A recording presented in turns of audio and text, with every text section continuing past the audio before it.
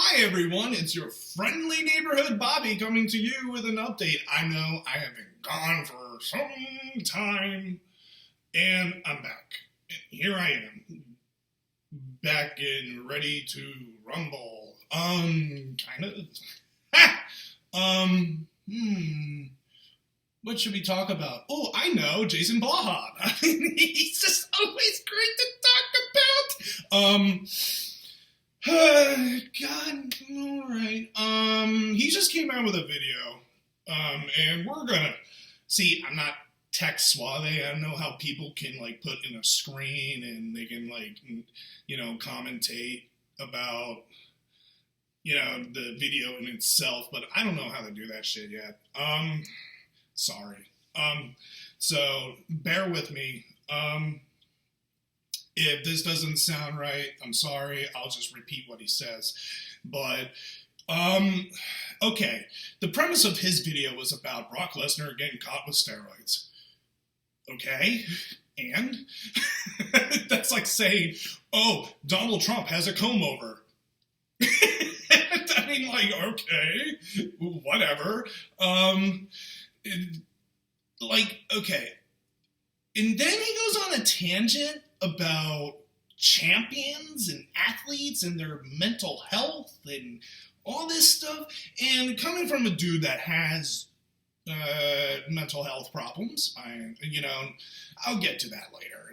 It's no big deal. Actually, it is. But let me just say, I'm a lot better now. But we'll get to that later. Let's talk about this guy right here, Jason Blaha, because he's just so entertaining and so wise. Okay.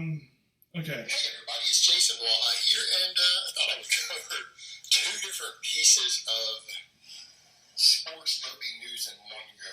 No need making this into two videos. I mean, I make them 10 plus minutes anyways. Might as well cover two different pieces in one. Oh, he admits to it.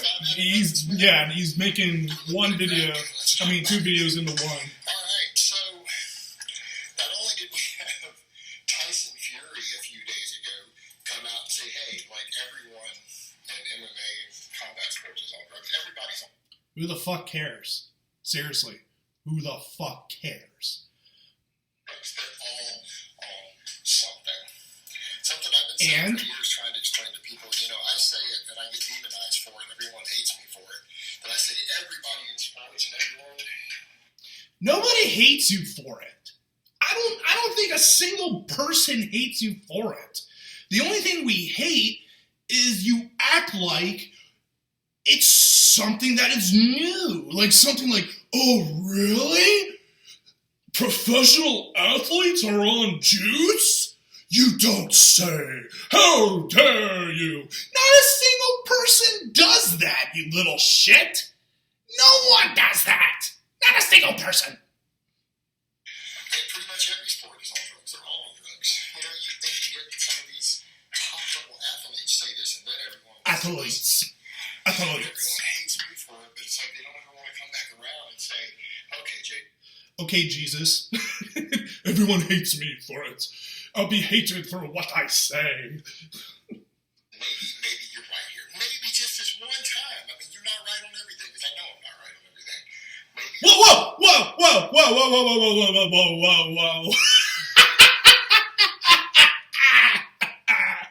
He just like, I know I'm not right on everything. Really?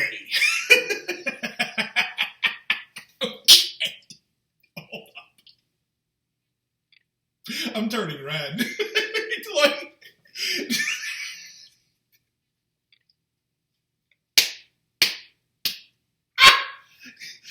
I know I'm not right on everything. Did he just do that? Oh, God. Seriously. Dude, blah. We know. Like, seriously, we know. Like, you just Google the shit that you say, and I would assume about 70 to 85% of the shit you say is total bullshit. I mean, that's without saying. I mean, come on. You're fucking retarded. Just once, we've had a few athletes come out saying the same stuff, like champions saying this stuff. So, people point out even the cocaine thing. Well, I think he said he used cocaine or whatever. Doesn't count. Cocaine totally counts. I don't know where you guys think it doesn't. It's been used as a performance enhancer. Okay. What? Seriously. What the fuck? You're so stupid. Drug for over 100 years by athletes. It's one of the more dangerous ones, but it's totally used by athletes. Athletes were using it 100 years ago. Some of the guys that you think of as natural bodybuilders from back in the day, if you do a little research, something like cocaine. I don't name any names. Do a little research yourself. It's out there. Do a little research yourself. Jason, how about you do some fucking research before you start spewing some shit? Well, before the steroid era. It's a stimulant. Really? Cocaine is a stimulant? I mean, pretty straightforward, guys. But on top of that, Brock Lesnar. Bum, bum, ba-dum, bum, ba-da-dum, bum, ba-dum, bum, bum, bum. Bounce back, does one fight, gets popped again. He's been fined and suspended a year by the UFC. And it's like some people say, Jason, I got a question. You say drug testing is so easy to beat. Why does Brock Lesnar keep getting popped? Well, a couple of reasons. Number one, look how big he is. You think he's using conservative amounts? All right, now here's how this works. A lot of these guys, you see them get popped with the drug testing, get more stringent. They shrink down a bit, but they don't shrink down the natty status. They just use less.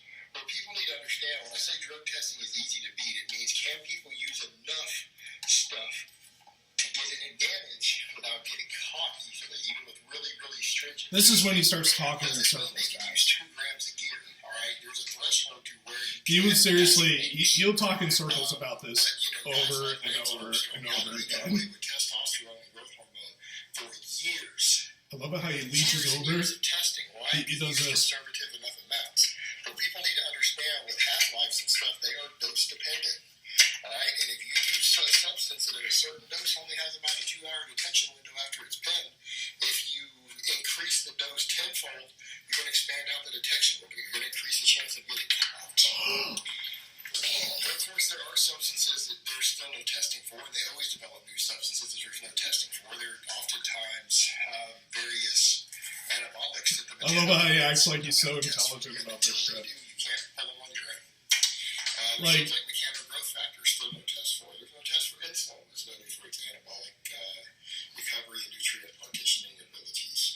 You can't detect either one of those. I mean, MTF is a really interesting substance. I mean, the tissue repair that it does for injury repair and increasing size locally where it's injected, which then in turn increases performance. But I mean, recovery ability at the muscle it is utilized in is downright amazing. There's no drug test for that. One is admitted, they banned it, but they can't test for it. So you've got to factor in the dose thing, though. You take guys like Brock Lesnar, who look at his size. You really think Brock and we're back to chapter 1. Testosterone a week? Think that's all the gear he uses? I doubt it. I seriously doubt it. Unless he's using some really strong stuff that's easily detectable. But even that's getting more interesting. People say, well, you can get pretty big once they're getting into the trend. Okay, this is when he starts just spewing shit that no one cares about. Alright, let's get to the real stuff about mental health with champions, which really caught my ear. I'm going to see if I can... And if they do that, they can reap the recovery benefits without a lot of the negatives. Seriously, he's still on steroids. Small amounts of test suspension, which has no ester, so it doesn't show on a metabolite test. And if they're using really small bursts, Told you, he goes in circles. Didn't he just talk about certain steroids? They can use it immediately after training or when they need heavier recovery for several hours. Time is on the same way, and they can get bursts of these very powerful substances that give very short-term effects. But that's all they need sometimes, because those improved work capacity, that improved recovery, doesn't need to be running in your system 24/7. It's the guys who are trying to get really big that need a hefty amount in their system.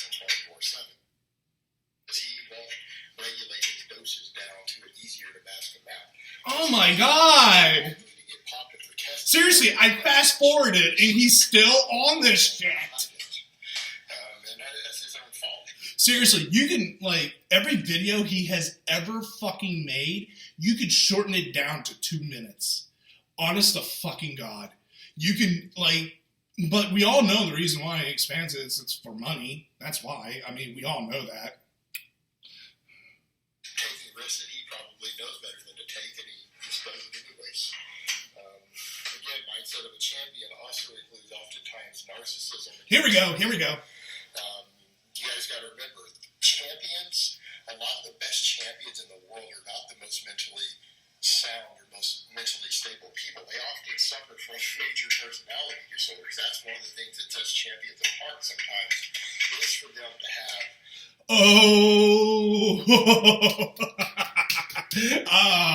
this is the part that caught my ear. I was just like, what the fuck is he talking about? Okay. So I was like, really? Do they have some kind of mental disorder? So I decided to go on Google very quick and put in athletic champions mental disorders. And you know what I found? A lot of champions have depression. A lot of champions are bipolar. Personality disorders? What the fuck are you talking about? Like, seriously, yeah, I know there's athletes that are jerks. I mean, that are fucking jerks. We know that. But also there are athletes that are extremely humble. Extremely humble. Evander Holyfield, extremely humble. Let's just talk about certain people that are famous. Jim Carrey, very humble in what he does. Will Smith, very humble in what he does. I mean, I think what he's confusing with is self-confidence. Now let's keep listening to this asshole. Let's go on this journey of bullshit. Some abnormal psychology. So in some cases, it would, in a lot of people's lives, would be absolutely destructive, but they turn these things towards what many people would consider greatness.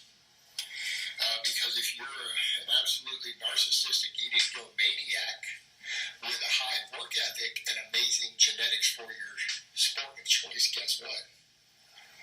That egomania will drive you to become a champion because you... Okay. So what you're saying is egomaniac, hard work, and good work ethic, and good genetics. Okay, that's a given. Will cause damage?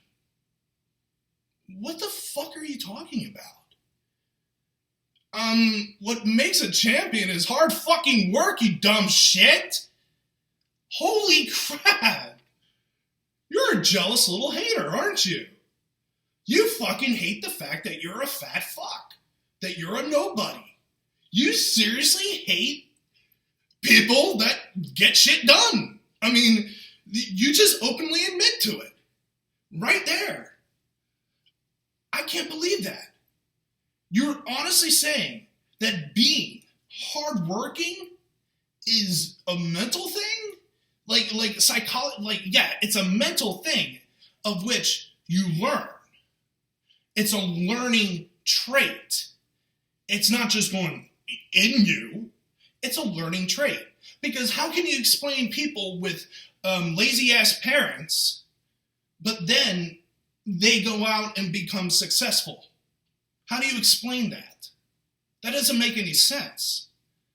You have no backup for this shit. None. And I looked this up. There's nothing about this.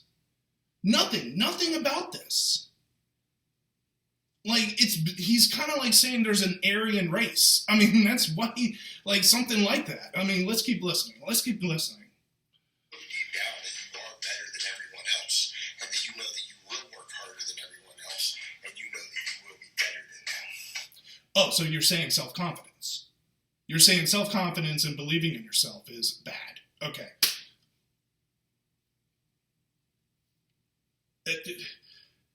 take it from me. I have a confidence problem. Sometimes I'm very insecure. But when it comes to acting, I believe in myself. When I go to an audition, I own that stage. I put that mindset into my head. I own it. That's a champion mindset. That's the way you gotta be. In order to make it, you gotta believe that you make it. Not just believe in it, you know it. That's inspiring. I don't know what the fuck he's talking about. Basically what he's saying is self-confidence is bad. Okay. Well, that mindset works pretty well for a champion who's genetically gifted to be one. We would consider that to be a negative personality trait and even, a form of mental illness in other people. You put it in someone with athletic genetics, but sometimes it turns into a champion. It's interesting how this stuff works sometimes. But yeah, narcissism and egomania can convince someone that they can get away with 2 or 3 times as many drugs as they can really get away with and still be detested. Alright, and he just went in a circle again. Alright, let's put that to a close. Alright, guys, that's pretty much it. I think what he's saying is total nonsense. It's stupid. Guys, believe in yourself. And this is what I'm saying. He's motivating to be mediocre. He's motivating other people to believe that just because you don't have the genetics, you can't be hardworking. Being a good work ethic is a learned trait. It is a learned trait. That has been proven. Aristotle! Aristotle said, excellence is, what did he say? Oh gosh, I forgot. It has to do with excellence. Excellence is a habit. Let's just narrow down the quote. Excellence is a habit. And yeah, it's a habit. If you work your ass off and everything, you can achieve something. And you got to believe in yourself. There's going to be bumps in the road. There's going to be shit that, gets in your way. But the point is, don't believe in this guy. This guy is just total nonsense. He's bringing people down, if anything. He's bringing people down to his level because he knows he's a little shit. He knows he's a coward, and he knows that he'll never make it in life. He sits in front of a computer screen, and he plays, fucking internet games and all that crap. Meanwhile, his girlfriend has a job and all that shit.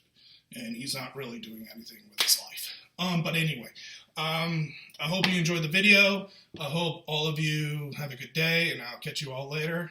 Peace out. Bye.